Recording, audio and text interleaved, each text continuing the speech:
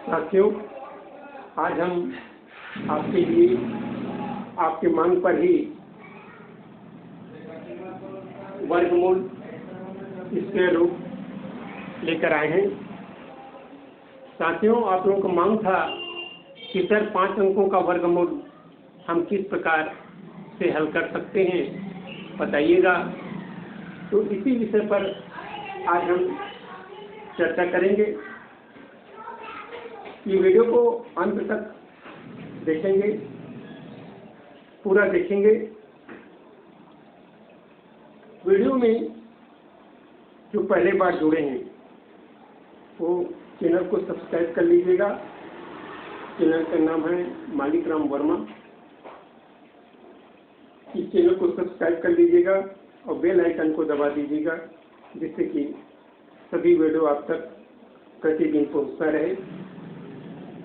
साथियों, वर्गमूल समझने के पहले हम इसकी मूल अवधारणा को पहले ध्यान में रखेंगे। जिसमें 1 का वर्ग होता है 1, 2 का वर्ग होता है 4, 3 का वर्ग होता है 9, 4 का वर्ग होता है 16, 5 का वर्ग होता है 25, 6 का वर्ग होता है 36, 7 का वर्ग होता है 49, 8 का वर्ग होता है 64, 9 का वर्ग होता है 81 और 10 का वर्ग होता है 100, 11 का वर्ग होता है 121, 12 का वर्ग होता है 144, 13 का वर्ग होता है 169। इस प्रकार से जितनी भी वर्ग है वो जिस संख्या तक हमको ज्ञात करना है उसके वर्ग हमको अवधारणा के रूप में ज्ञात करना पड़ेगा, ज्ञात रहना चाहिए। तो बड़ी से बड़ी संख्याओं का हम वर्गमूल आसानी से ज्ञात कर लेते हैं। देखिए, हम आपके लिए प्रश्न लेकर आए हैं। कुछ प्रश्न आपके बोर्ड पर दिखाई दे रहा है, जैसे 127, 69, इस प्रकार से 5 अंकों का जो वर्गमूल है, इसका हम वर्गमूल बहुत ही सरलता से कैसे ज्ञात करते हैं इस वीडियो के माध्यम से बताएंगे। इसमें सबसे पहले क्या है, 2 का इकाई जोड़ से जोड़ा बनाते हैं। तो इकाई में 9 है, तो इसके निकटतम इसकी जो वर्गमूल है इकाई में 9 किस पर आता है ये हम ध्यान रखते हैं। तो इकाई में 9 कहाँ पर आ रहा है, 3 में आता है और 7 में आता है। तो इसकी इकाई का उत्तर हमको प्राप्त हो गया, 3 होगा या 7 होगा। साथियों, इतना कंफर्म हो गया। सिर्फ हम इकाई को देखेंगे और इकाई का उत्तर हम यहाँ से विलोपन से ज्ञात कर लेते हैं कि इसका उत्तर 3 होगा या 7 होगा। उसके बाद हमारे पास बचा 127। 127, इसमें निकटतम वर्गमूल देखेंगे कि इसका निकटतम वर्गमूल क्या होता है। 10 का होता है 100, 11 का 121, 12 का 144। 144 ज्यादा हो जाता है, तो इसका निकटतम वर्गमूल देखेंगे 127 का, तो हमको क्या मिलेगा, 11। 11 का 100 कितना होता है, 21। तो हम आपको उत्तर हमको ज्ञात हो रहा है कि 113 होगा या 117 होगा। अब इसमें से कंफर्म करना है तो इसके मध्य के अंक को ले लेते हैं। ये मध्य का अंक क्या होता है, 15। 15 का वर्ग होता है, हम एकाधिक पूर्वण से ज्ञात कर लेते हैं। 15 का वर्ग कितना होता है, 5 का 115 का वर्ग कितना होगा, 5 पंचे 25 हुआ और 11 12 में 132। 11 12 में कितना होता है, 132। इस प्रकार से 132 25 जब हमको प्राप्त हो जाता है तो हम ये देखते हैं कि 132 25 जो है उससे छोटा है या बड़ा। ये राशि 132 25 से छोटा है, इसलिए 115 से छोटा उत्तर होगा 113।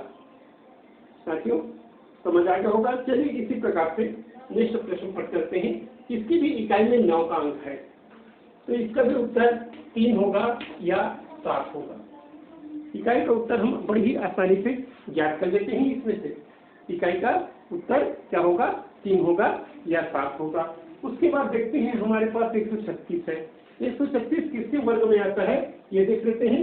11 का वर्ग 121 होता है, 12 का वर्ग 144 होता है, तो इसका भी हमारे पास क्या होगा, 11 ही होगा, अर्थात 113 होगा या 117 होगा। अब हम पहले ज्ञात कर लिए हैं 115 इसके बीच की संख्या है, 132 25 होता है। तो 132 25 से छोटा है या बड़ा ये देखते हैं। तो 132 25 से छोटा है या बड़ा देखते हैं, तो 132 25 से ये बड़ा है, इसलिए इसका उत्तर क्या हो जाएगा, 117 प्राप्त होगा। साथियों ये समझ आ गया। अगला प्रश्न पर चलते हैं। अगला प्रश्न है हमारे पास 134 56। इस इकाई में हम देखते हैं, इकाई में हमारे पास क्या है, 6 है। क्या है, 6 है। तो इकाई में 6 है, तो इसका उत्तर क्या होगा, 4 होगा या 6 होगा। चलिए 4 या 6 इतना हमको प्राप्त हो गया, इकाई के अंक का उत्तर प्राप्त हो गया। उसके बाद हमारे पास बचता है 134। 134 में हम देखते हैं 11 का वर्ग होता है 121 और 12 का 144। तो क्या होगा, 144 बड़ा हो जाता है, तो हम 11 11 में 121 वाला लेंगे, तो ये 11 यहाँ लिख दिए। अब हमारे पास उत्तर 114 होगा या 116। हम पहले देख रहे हैं कि 115 का वर्ग कितना होता है, 115 का होता है 132 25, अर्थात 132 25 से ये बड़ा है, इसलिए इसका उत्तर कितना हो जाएगा, 116 हो जाएगा। इसी प्रकार से नेक्स्ट प्रश्न देखते हैं, इसकी भी इकाई में 6 है, तो इकाई में हमारे पास उत्तर आएगा 4 या 6।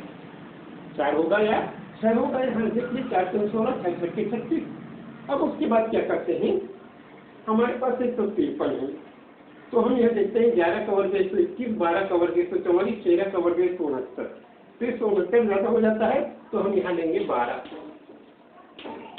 अब हमारे पास उत्तर होगा 124 या 126।